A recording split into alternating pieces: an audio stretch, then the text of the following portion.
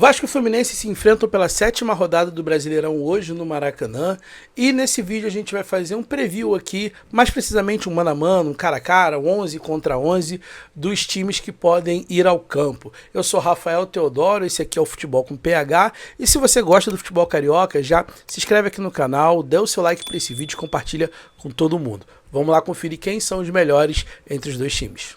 Mas antes de entrar no 11 contra 11, vamos lembrar que o retrospecto recente dos dois clubes, isso mostra como há um equilíbrio quando o Vasco e o Fluminense se encontram. Se você levar em conta as 6 últimas partidas, aí pegando Cariocão do ano passado e desse ano, os confrontos pela semifinal da Copa do Brasil e também o Brasileirão de 2025, cara, é praticamente igual. Fluminense com 3 vitórias, o Vasco com 2 vitórias e um empate, que inclusive foi o empate que classificou o Fluminense para o Cariocão desse ano, para a final do Cariocão desse ano. Se você analisar só o Campeonato Brasileiro, pegando de 2023 para cá, que foi quando o Vasco veio para a primeira divisão e permaneceu. Se você analisar os últimos 6 jogos, aí o retrospecto é ao contrário. 3 vitórias do Vasco e 2 vitórias do Fluminense com um empate. Ou seja, não tem esse negócio de um tá melhor, outro tá pior. Quando o Vasco e o Fluminense estão em campo, a parada fica séria. Pro 11 contra 11 a gente vai fazer o seguinte, eu vou pegar as 2 escalações recentes dos 2 últimos jogos, com alguma alteração ali devido à suspensão, mas são os times que tanto o Renato Gaúcho como o Zubeldia têm colocado em campo com certa frequência, beleza? Então vamos lá.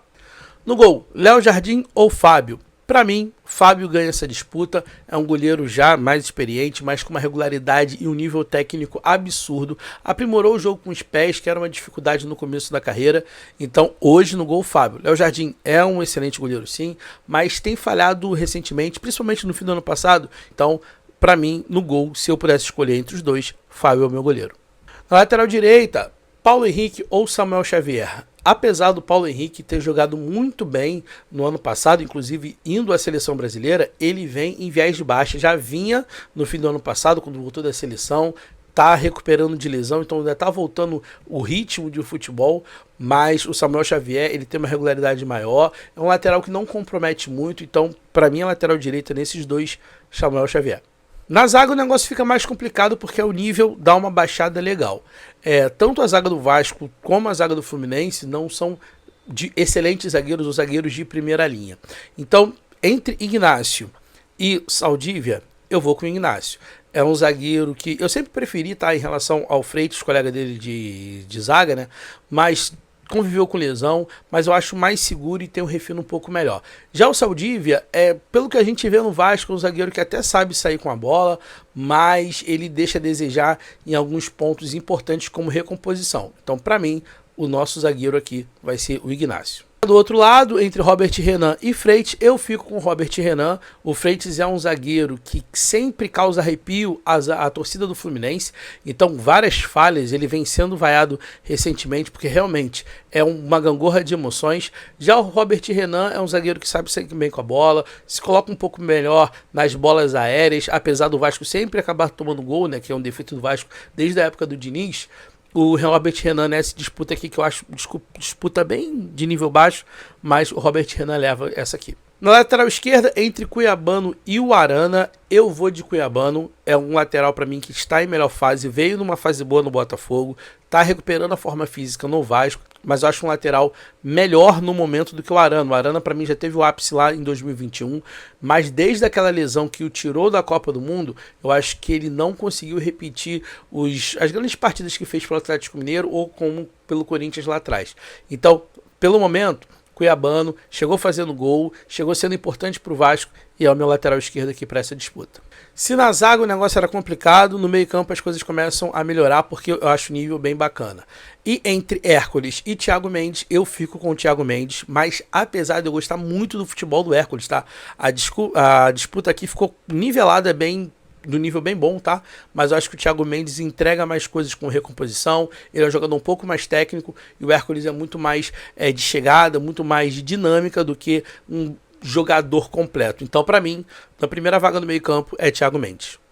Ao lado dele, entre Martinelli e Hugo Moura, eu vou de Martinelli com muitas sobras. O Hugo Moura é questionado dentro do próprio Vasco. Eu acho, inclusive, que ele só tá porque o Renato gosta de ter um volante ali mais alto, porque o Cauã Barros é melhor que ele, mas tem um temperamento ainda um pouco fora da caixinha, por isso o Hugo Moura tá ali. Mas o Martinelli é um jogadoraço, controla o meio de campo do Fluminense, sabe sair com uma qualidade de bola absurda, joga dos dois lados, roda bem, chega no ataque. Então, para mim, entre Martinelli e Hugo Moura, Martinelli com sobras. Aqui uma improvisação, eu sei que o Tietchan não joga de meia, né, central, mas o Vasco está jogando com 3 volantes, eu tive que ajustar. Então, entre Lúcio Acosta, camisa 10 do time, e o Tietchan, que está fazendo essa função de armador, eu vou de Lúcio Acosta, até porque é o melhor jogador do Fluminense desde o fim do ano passado, tem jogado muito bem, é um jogador de extrema qualidade. O Tietchan é até voluntarioso, gosto dele, mas nessa disputa aqui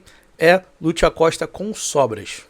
Na ponta mais técnica, a disputa entre Savarino e Nuno, eu vou ficar com o Savarino. O Nuno, quando chega ao Vasco, causa um impacto bem relevante, fazendo o meio campo junto com o Coutinho, mas de uns tempos para cá não vem jogando regularizamente nada.